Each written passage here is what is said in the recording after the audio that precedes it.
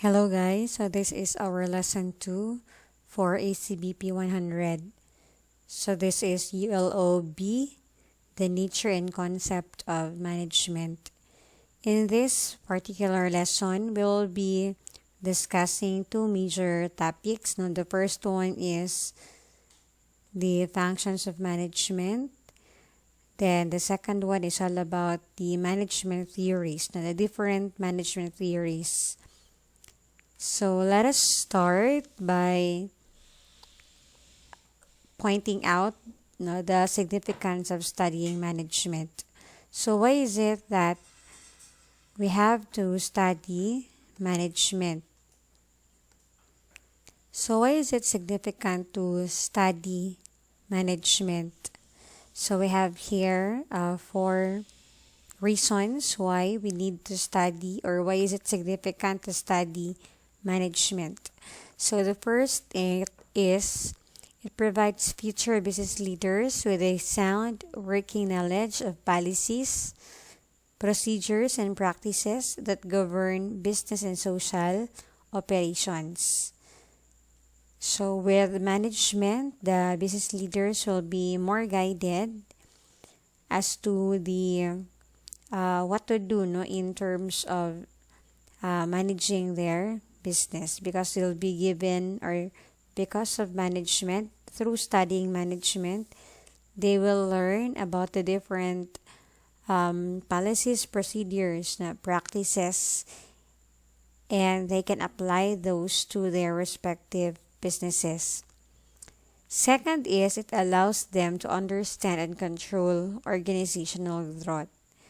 So being managers or being entrepreneurs, it is important that we have to know or understand about organizational growth, because of course you want your business to succeed.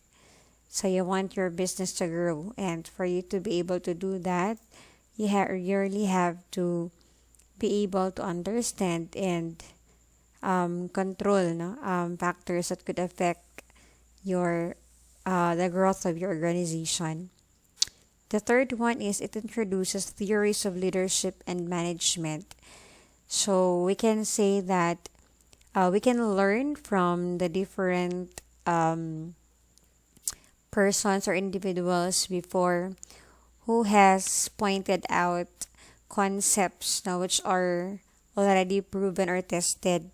So if you are going to take note of those theories from a school of thoughts which are already laid down by different personalities or persons, then we can learn from those theories and hopefully apply it to the business.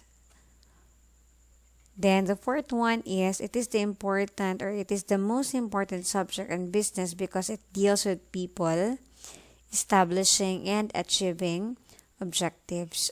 So we know that when you establish business, you will be dealing with people. You'll be leading people. You have to manage people, and you have to learn how to do it properly, because you don't want your people to resist whatever changes, for example, that you might implement to your company. So you have to learn how, or in what manner that the people or your workers will be happy in your organization, because if the employees are happy, most probably they'll be contributing also for the good of your business. And also, management is important. We have to study really management, because it will help us identify our objectives, our goals in establishing our business, and put into action make some ways on how to achieve those objectives or goals of the business. So let us now proceed to the functions of management. So we have here 4 functions of management. So we have planning organizing, leading or directing, and then the fourth one is controlling. So we will discuss this four one by one. So the first function of management is planning. So what is planning? So planning refers to the formulation of objectives, programs, policies, procedures, rules, and regulations in order to achieve the goals of the business. So when you do planning, take note that it is related to decision making. And it involves forecasting. So ibig sabihin, when you do planning, you are being futuristic. No, you are looking at some possibilities in the future. So meron ka mga what ifs, and you have to already think of the possible consequences na of the circumstances or possible mga situations that your business will be facing in the future. Another is planning is used to further accomplish the objectives today and its relationship in the future. So with planning, you'll be able to have a glimpse, no, a glimpse or parang overview of what the future would look like. And with that, no, if you have a target, you have targeted, no, if you have set a target, then you have to plan in order to accomplish them. So in accomplishing them, of course, you have to break it down into smaller parts so that you'll be able really to take note, and you'll be able to address, no, some possible issues that might arise. So planning will enable you to see the mga possible glitches, no, with the objective that you are targeting. So, I mean, you're targeting to accomplish. So, planning is thinking before doing. So, sabi nga ni Benjamin Franklin, if I'm not mistaken, that if you fail to plan, then you are planning to fail. So for you not to fail, then you really have to plan, because in that way, you'll be able to see possible glitches, possible problems that you might encounter along the way. And when you plan ahead, you'll be able to prepare for those possible glitches, and therefore think of possible solutions or best solutions in order to overcome the challenges and eventually be able to reach your goals or objectives for the business. So the next function of management is organizing. So what is it all about? So organizing is the grouping together of people, establishing relationship among them, and defining the authority and responsibility that the personnel have in the use of the company's material resources to attain predetermined objectives. Another definition is it is the process of bringing together physical, financial, and human resources and developing productive relationship among them for the achievement of organizational goals. Then according to Henry Fayol, to organize a business is to provide it with everything useful or for its functioning. And it involves determining and providing human and non-human resources to the organizational structure. So when we talk about organizing, most probably we are trying to allot, no, or manage the resources of the business. So when you say resources of the business, it does not only refer to equipment or mga materials or equipment or property that a business have, but rather it also includes most especially people or mga human resources of the company. Organizing as a process involves the following. So first is the identification of activities. The second one is classification of grouping of activities. Next is assignment of duties. Tapos, if meron ng mga naka-assign na duties, you have to delegate authority and creation of responsibility. And then lastly, you have to coordinate authority and responsibility relationship. Now, it's all about organizing. That you make other people work, give them the authority and responsible and be accountable to the position or to the task given to them, that they have to be accountable and responsible for that. Also, when we talk about organizing, kasali na dyan yung staffing. So, ano ba yung staffing? So, the function of manning the organization structure and keeping it manned. So, in short, yung pag-assign ng mga tao,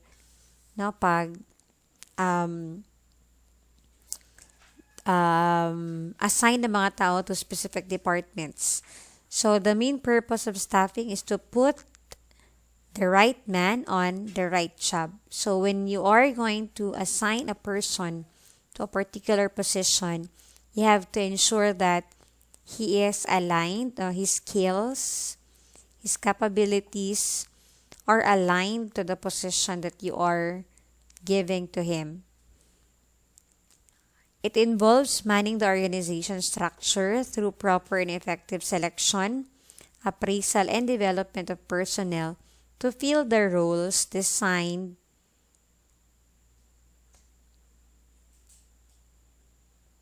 in the structure.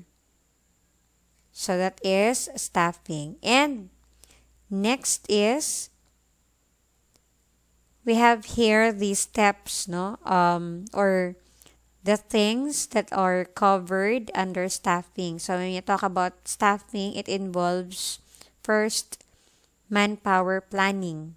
So that is estimating manpower in terms of searching, choosing the person, and giving the right place. So in short, you're trying to match the capabilities, the skills of a person to a certain position.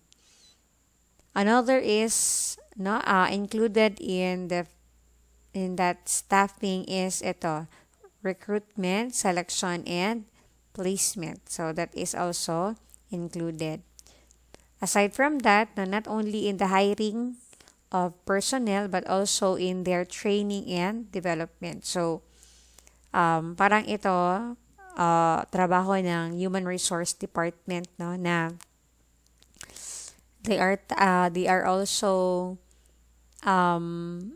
after of enhancing the skills of the personnel or employees through training. So yung HR gagawa ng mga programs kung saan mag-a-attend yung mga empleyado for enhancement or acquisition of new learnings for them to be a very good employee and to be very effective employees in their respective position. Then, aside from that, appeal na rin ang remuneration. So, it has something to do with the salaries attached to the position given to a person.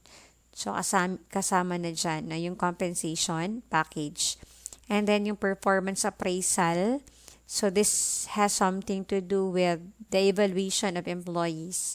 So, dapat yung policy, yung human resource na policy, kasama yung performance appraisal. Because for an employee to be motivated to do his best, dapat ina-appraise or ina-evaluate yung performance niya. No? Kung hindi man siya very good ngayon, maybe that evaluation can, through that evaluation, if merong mga items, no, or areas wherein kailangan niya ng improvement, at least malalaman niya kasi mape-feedback siya na no, in this particular aspect, hindi ka masyadong magaling, so you have to improve, no? Make action plan for you to be able to improve your performance in a particular aspect. And then, also part ng staffing ay yung promotions and transfer. So, as you can see, all of this are related to the functions of HR. Na kasi nga, that's all about staffing. So, next natin would be directing or yung leading. No? It has something to do with leadership. No? It has something to do with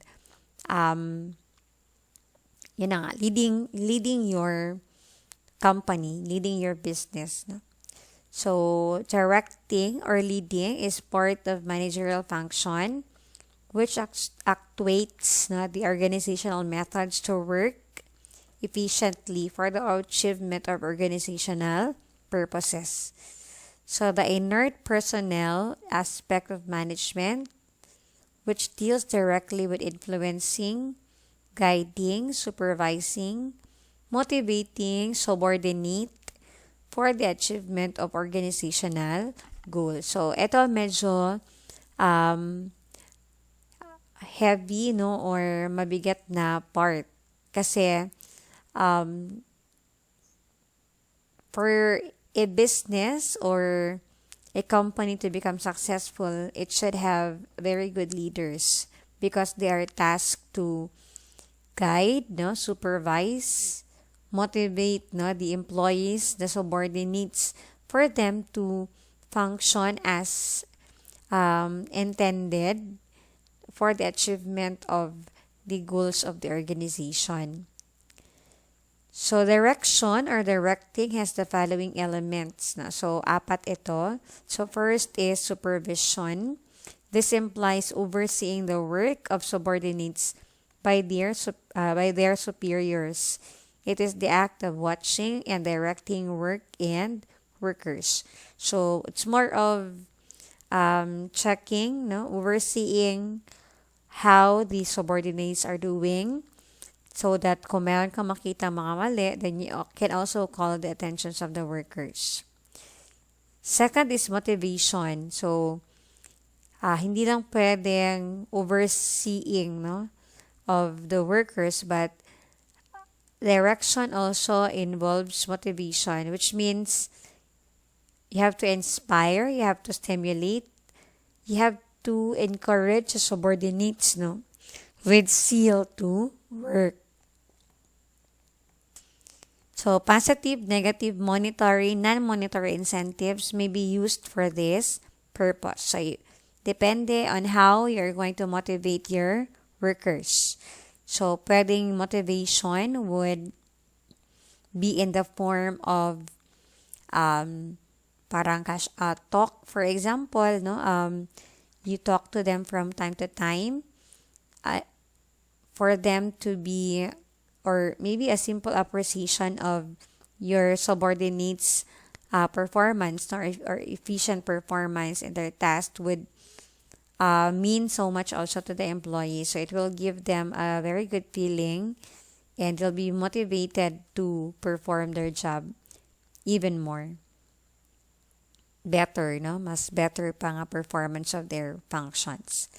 Then the third one is leadership. So this may be defined as a process by which manager guides and influences the work of subordinates in desired direction. So yun, no? There is what we call influencing or guidance and influence of your manager or your entrepreneur, no, to his or her subordinates so that they will function as desired. Then lastly is communication. So this is the process of passing information, experience, opinion, no, and etc. from one person to the another. It is a bridge of understanding. So of course, when we say direction, it would be not complete without communication. So for you to be able to supervise, motivate, lead, then of course you have to have a very good communication line, no, sa yung mga subordinates.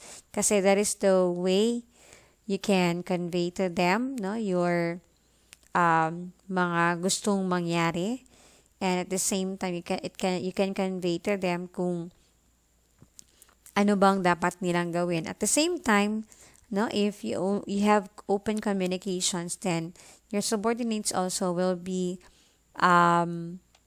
not be afraid, no, of giving you a feedback or reaching out to you in case they have mga confusions in mind. The last function of management is all about controlling. So what about controlling? Ano naman ito? So it is the process of measuring and correcting the activities of subordinates and the company itself to assure conformity of plans. It measures performance against goals and plans, shows where negative deviations exist, and by actions to correct deviations and help assure the success of plans. It implies measurement of accomplishment against standards and correction of deviation, if any, to ensure achievement of organizational goals. So as you can see, pag sinabing controlling, meron talagang word na measuring. No? So mag-measure ka, no? Diba you have already your plan. So you have to check, you have to measure whether are you keeping track, no, or are you still in track with your plan? So nandun ka pa ba, or are you still aligned, na, to your target, to your plan?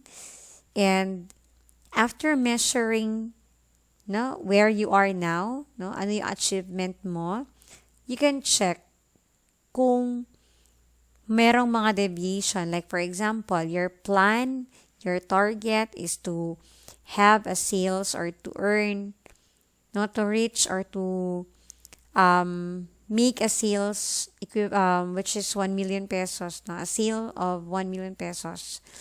And then the actual mo, nandun ka lang sa mga 800,000. So there is no difference of 200,000, which is unfavorable kasi your target is 1 million, your actual performance is only 800,000. So there is a variance, no, a negative variance, unfavorable variance of 200,000. So with that, you can, in what way na makokontrol mo? So in that particular example, you would now check, bakit ba hindi ako umabot ng 1 million? No? Bakit ba kinulang ako ng 200,000? So with that, you can investigate, no, kung saan ang problema. And once you have already pointed out or identified the root cause of non-compliance or not being able to hit your target, then you can make some corrective actions. So in short, no, you do not only settle that you have you have measured and identified deviations, but what's the most important thing is you should be able to correct, no, the mga deviations.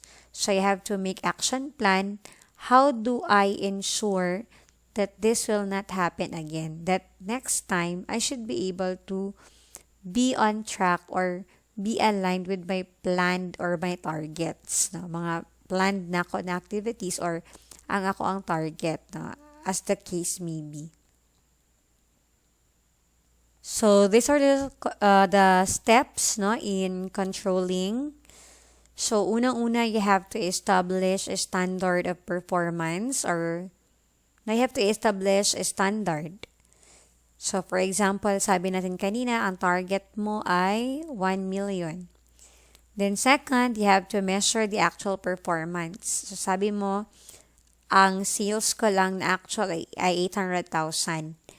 So my target is 1 million, but my actual performance is only 800,000. So the third step would be to compare your actual performance with your standards and find out any deviations, no, kung meron man. So in our example, 1 million yung target, 800,000 yung actual performance. So there is a variance of 200,000. So the fourth step would be corrective action. So in short, you have to find out, no, kung bakit ba nag-deviate, no, yung sa number 3. You have to find out bakit ba nag-deviate. So that pag nakita mo ang dahilan or nahanap mo yung dahilan kung bakit hindi ka nakahit ng target mo, then sa number 4, you have to do some corrective action. So for example, hindi pala na-hit yung target na sales kasi kulang sa advertisement. So with that, you can make some correction or action plan that next time, you have to also devote time in doing advertisement, no, or in your marketing strategies. Dapat pag-improve yun. So we're done with the functions of management. So let us now proceed to this another section which talks about management as a science and an art. So sabi dito, management is an art because it results in the accomplishment of objectives through the use of human effort. So diskarte ng tao. And it requires skill and careful study in the management of any endeavor. Therefore, management seeks to integrate into a unified, coordinated whole the essential factors that make up an organization. So, and it would take an art na to do that. Parang pinagtagpi mo into a coordinated whole, no, ang mga iba't ibang parts or factors that can make up an organization. Then, management daw naman is a science. Bakit? Because it is a systematic body of knowledge. It gathers and analyzes facts and formulates general laws or principles from these facts.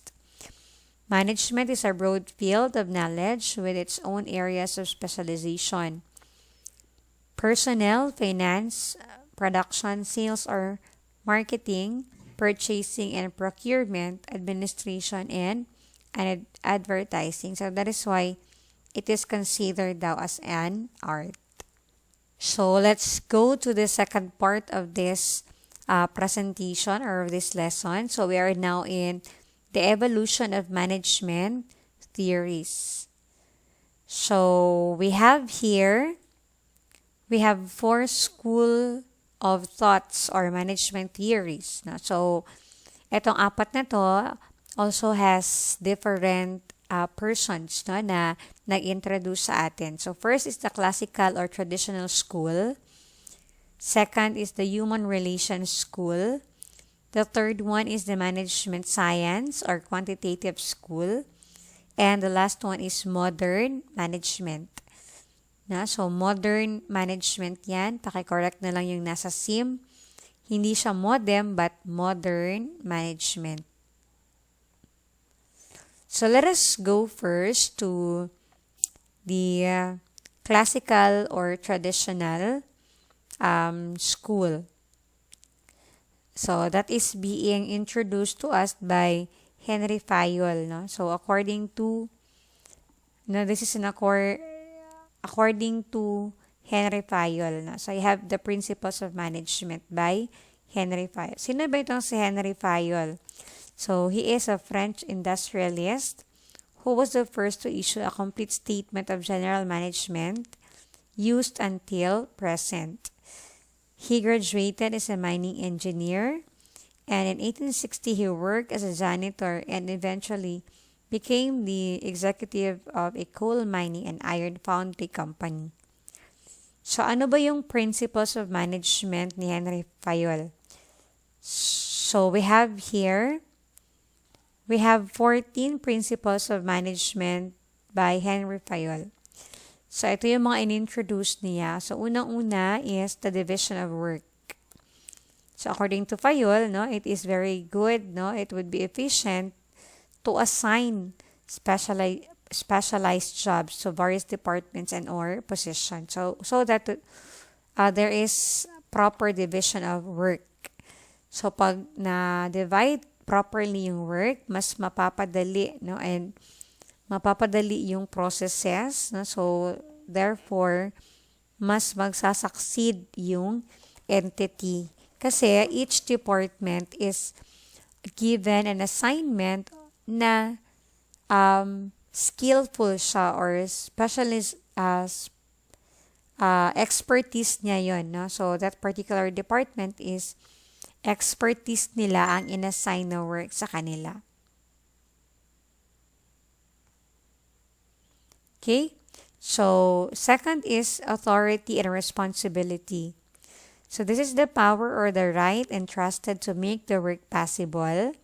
So, authority, there must be somebody who will be taking charge, no, of a particular assignment, no? And the duty or work assigned to a particular position. So, that is responsibility. So, you have to assign somebody to be responsible to a certain position or a certain job, no, assigned to him. And then we have unity of command. Employees should receive orders from one superior or manager only. So this is to avoid confusion that according to Fayol, dapat meron lang isang command, no, para to avoid confusion na rin sa mga empleyado. Then fourth is subordinate of individual interest to general interest.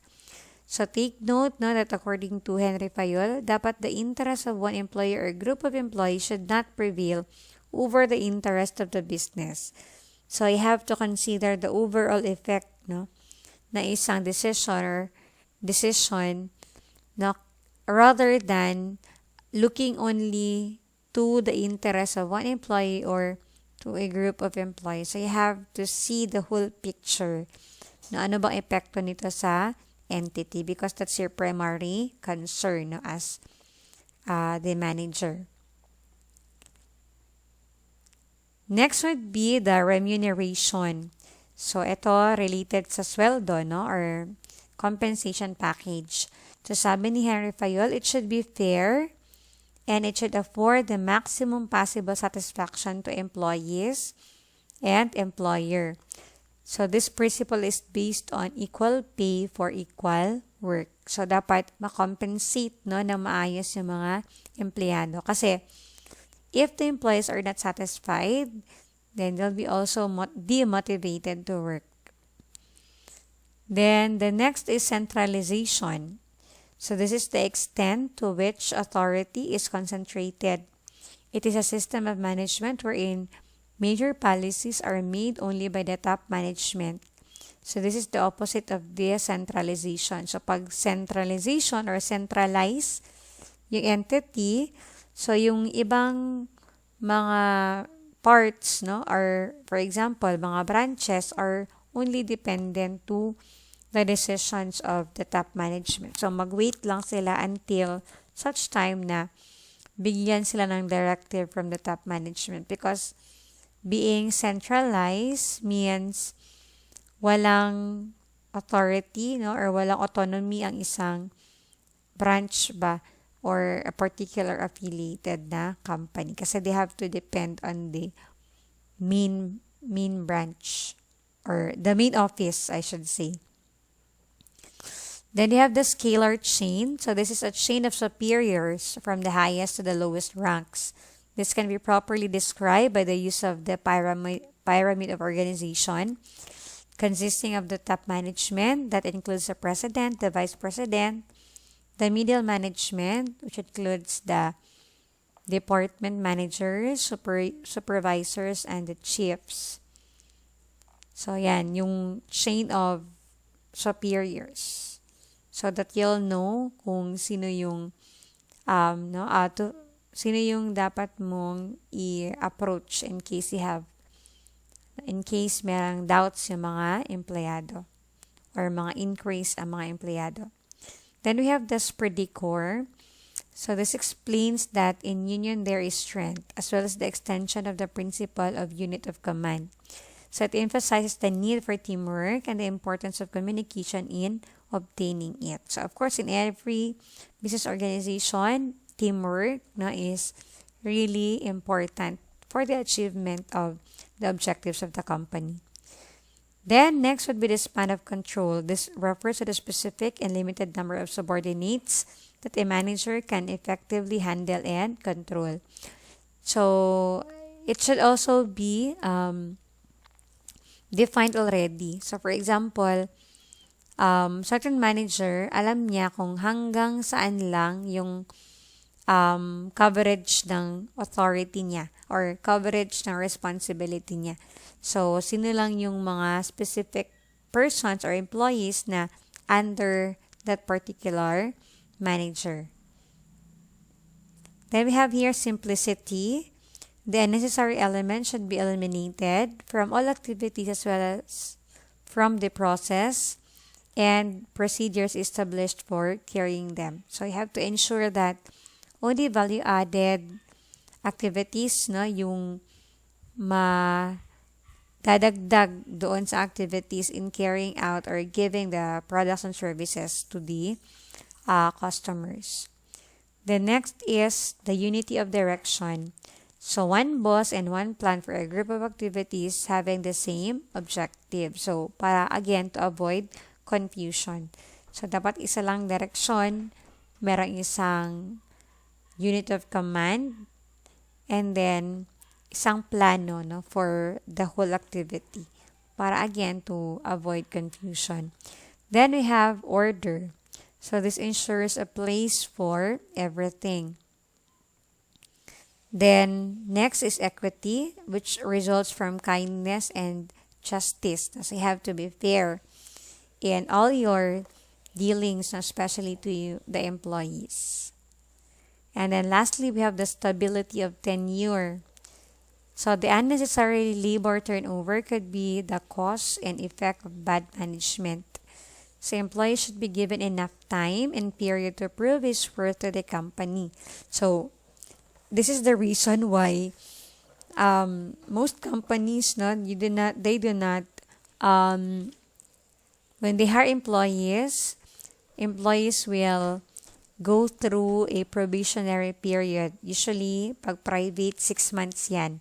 They'll be observing you before they'll consider you as a regular employee. So that is to check to evaluate muna the performance of the employee if he is really worthy to be part of the company.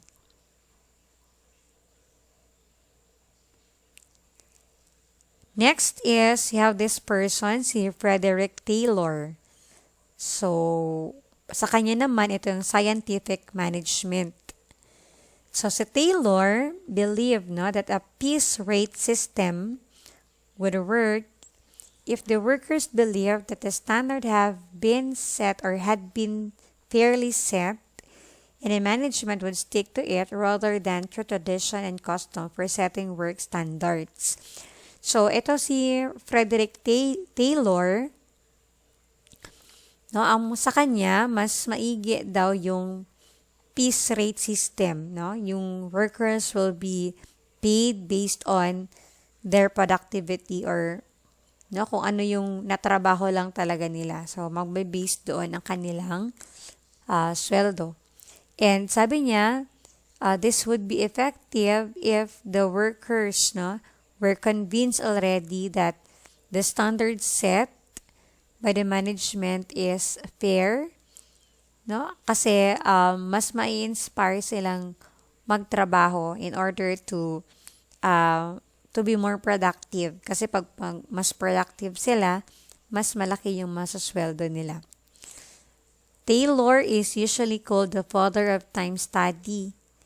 Kasi Taylor really research took time to study how a person, no, how long a person, no, parang nag-study siya kung how much time that a person can devote to a certain tasks, no? So parang nag-study siya ng time, no, related sa time. So he believed that a mental revolution would have to take place before management and workers could see that their positions were compatible. He also pointed out that as productivity rose, the salaries of both managers and employees would also arise, no? Kasi nga, nag-base ang ating sweldo sa productivity ng mga empleyado. At the same time, he emphasized that managers must avoid such practices as rates cutting. No, kanang mag-cost cutting, for example, because they lead to employee hostility toward management. Kasi pag may cost cutting, no, or example, binabaan yung sweldo or hindi naman yun acceptable, no, sa DOLE. But if there are cost cutting, for example, that is really not favorable and to the disadvantage of the employee. So that is why it's normal that they'll be reacting differently or they will take it negatively talaga or they will take it against the management. So sabi ni Taylor, as much as possible, avoid cutting rates para hindi magalit yung mga empleyado.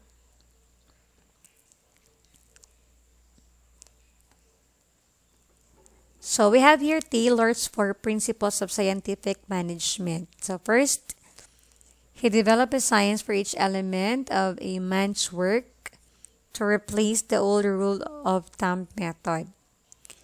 Next is scientifically select and then train the worker. So yun yung kay Taylor. So in the past, the worker had chosen his own work and trained himself as best as he could. So dito, si Taylor nag-suggest na dapat mag-select, no? Scientifically select a worker and then train that specific worker. So hindi lang basta na sila lang, no, yung empleyado lang ang bahala sa kanilang sarili to be trained. But rather, dapat may effort yung management na talagang, no, you choose the right people and then train them. Then third is heartily cooperate with the men to ensure that all work done is in accordance with the principles of science developed for the work. And then lastly, divide the work and the responsibility equally between the management and the workers. Management should take over from the workmen all work for which it is better fitted. So in the past, almost all of the work and the greater part of the responsibility have been thrown upon the worker. So this time, it should be divided between the management and the workers.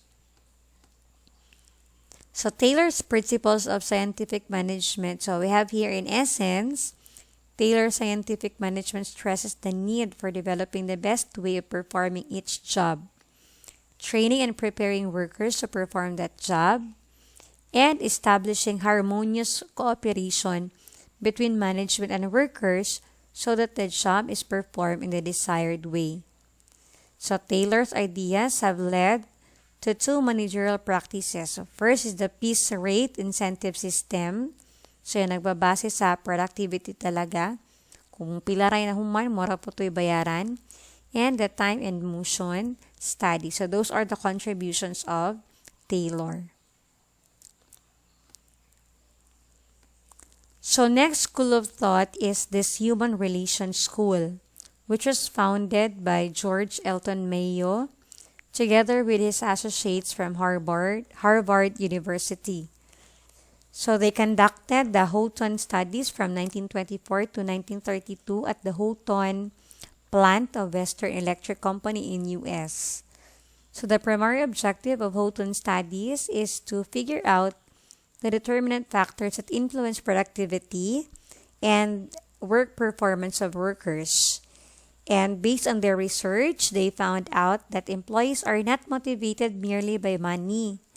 So, hindi lang talaga pera pala yung ating motivation or yung motivation ng mga empleyado, but other factors such as the social network in which every individual can interact with others in a fun working environment. So, yun, dito pumasok ang human relation school na hindi lang pala pera or money yung motivating factor, no, for the employees, but as well as no, importante din pala yung relationships, social networks, no, interactions between workers. It should be daw a fun working environment for employees to be motivated to work. So the human relations school, we have here the supervisor-employee human relations influence the quality of employees' productivity. So that's according to human relations school, no, that's their claim. Then interrelationships among members in the organization are the role of the manager with the intention to successfully accomplish the organization's objectives. And take note, informal work groups make a significant effect on every employee's attitude and the development of the organization. So, ano ba yung mga informal work groups? So, yung, for example, no, in one department, may, no, kanang murag baryo-baryo, no, na isa ka grupo, unya, this really would influence, no, the attitude of the employees. Like, for example, one group is very reklamador, no, for example, sila reklamo nga kanang kapoy trabaho and ana. So, take note that even that is an informal group, still, that can influence, no, the attitude of the employees and their attitude towards work. Kasi, if their circle of friends are reklamador, most probably they'll be influenced, no? They'll be brainwashed also, and they will think the same. Kasi they'll be pouring out their sentiments, and then pare-pareha silang sentiments nga, para silang reklamo, so magkasinabot sila. So basin unya og kanang dili na ganahan mo trabaho, no, or dili sila efficient in doing their work.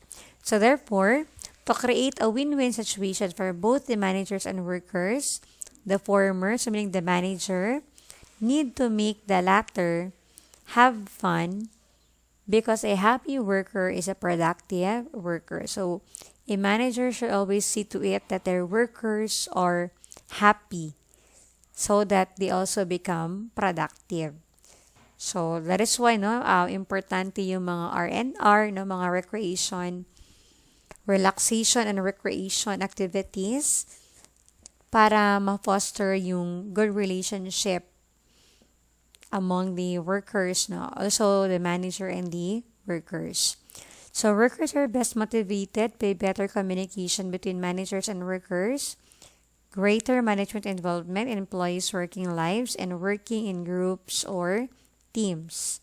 So the human relations school is suggesting that we have to value relationships. Now, for you to have a productive worker, dapat there is a very good relationship. We have to establish good relationship, no, ng manager tsaka ng worker.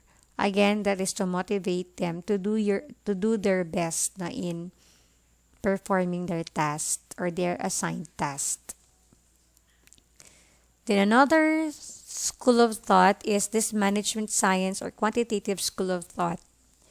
So ito naman siya, this stresses the use of quantitative techniques and methods in decision making. So ito very technical ito. Gamit tayo ng mga computations, ng mga graphs, no, in order to come up with decisions. It advocates a logical sequence of problem formulation, gathering information and data, constructing mathematical models, exploring tentative solutions, testing the suggested solutions, and executing them. So that's management science or quantitative school of thought. Gamit tayo ng methods or techniques, no, in order to solve problems, and ultimately make a sound decision. So these are the commonly used quantitative tools. So we have the queuing theory, the linear programming, PERT, CPM, Monte Carlo method, decision theory, simulation, probability. So there is one subject, no, in your higher accounting or higher years devoted for this particular topic. So yung subject na yun ay management science, no, yung description niya. So isa-isahin natin yung mga nalista. Some of it, no, isa-isahin natin. So first is the queuing theory. It is a mathematical study of waiting lines or queues. Queuing model is constructed so that the queue length and waiting time can be predicted. So generally considers branch of operations research because the results are often used when making decisions about the resources needed to provide a service. So in this queuing theory, you will know, what would be needed in order to cater customers and hopefully shorten also the time of waiting, yung waiting time ng customers dapat ma-shorten din.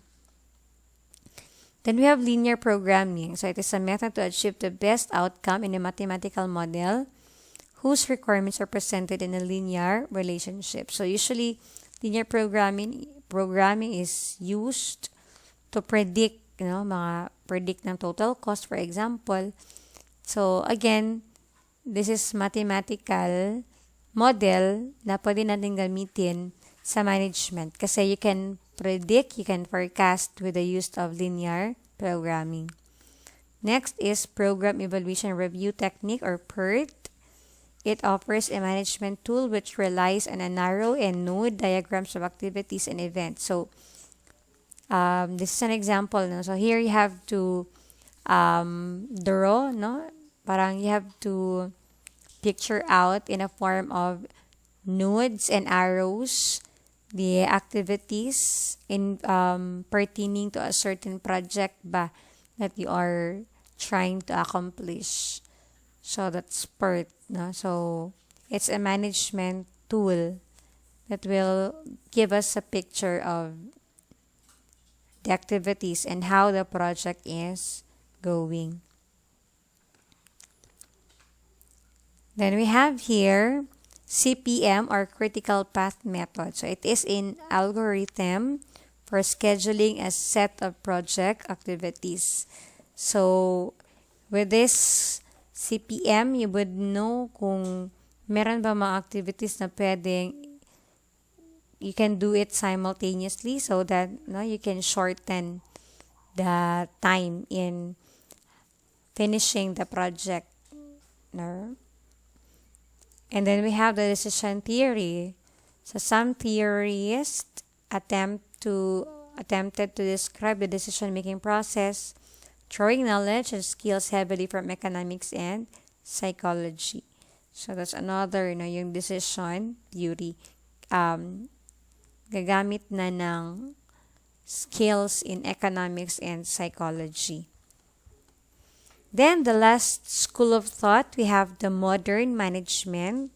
So again, take note that this is not modem but modern management. So what is this modern management? So sabi dito, there's no such theory as modern management theory. Kasi nga daw, there is no one theory accepted by all theorists in the field.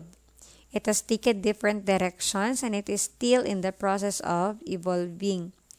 So the contributors to modern management theory come from the behavioral sciences, operations research, management science, and contingency or situational theory. So no compromise has been reached among these contributions as to what constitutes the complete modern management theory. So this modern management theory, according to Harold Kuntz, this person here, he contends that the development of modern management theory has led to a kind of destructive jungle warfare. And the management theory looks like a jungle. So meaning it's very complex, very complicated din. So the modern management can be classified into 3 different levels. So first is the top management. Second is the middle management. The third one is the lower level management or the supervisory level.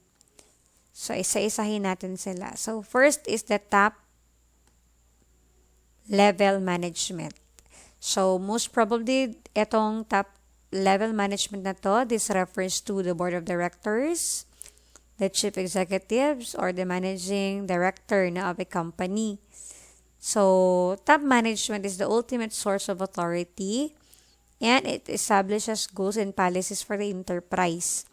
It devotes more time for planning and coordination functions. Kasi nga, the top management, the BOD, will set the tone for the company, and they will give the direction as to where the company is heading to. So they're more into planning and coordination. So these are the role of top management. So it lays down the objectives for the enterprise. Pwedeng gawa sila ng vision, for example, their strategic plans. Yun na nga, it prepares strategic plans and policies for the enterprise. It develops and reviews long-range plans and strategies. Kung kumusta ba? Are we hitting it or not? It controls the activities of all departments with the help of reports, memoranda. It also involves in the selection of key personnel, especially those positions, the mga key positions in the company. It builds and maintains relations with outside public kasi you have to project also that the company is good, so that is through the board of directors. So evaluates overall performance of various departments and ensures cooperation. So that's the role of top management. Next is the middle management. So the middle management generally consists of heads of functional departments, and they're responsible to the top management for the functioning of their departments. They devote more time to the organization and direction function of management. So for example, in a company, pag sinabing top management, yung mga executive, executive, board of directors. Pag sinabing middle management, like for example, mga department heads, of the different departments of the business. For example, ang head ng marketing, head ng accounting, head ng production. So, yun yung mga middle management na mga personnel. So, ano bang ginagawa ng middle level executives? So, they execute the plans of the organization in accordance with the policies and directives of the top management.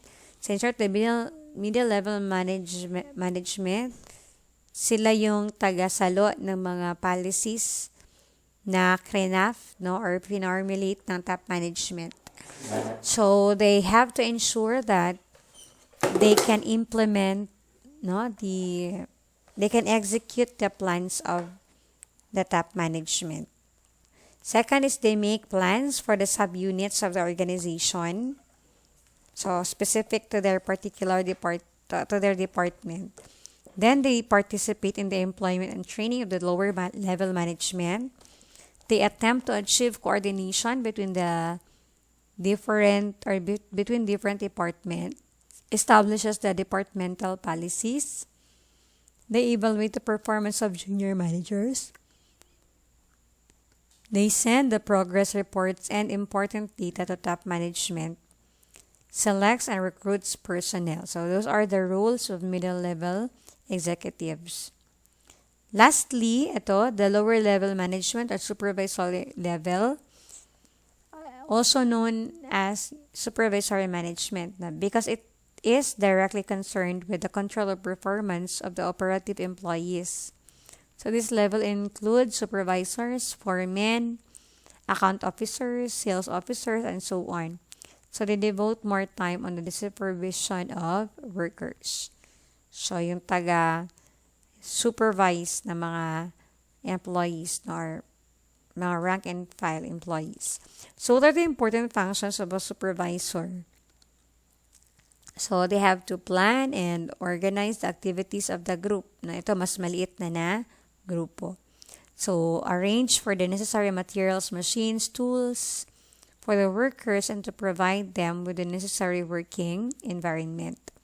Next, to provide training to the workers and supervise and guide the subordinates.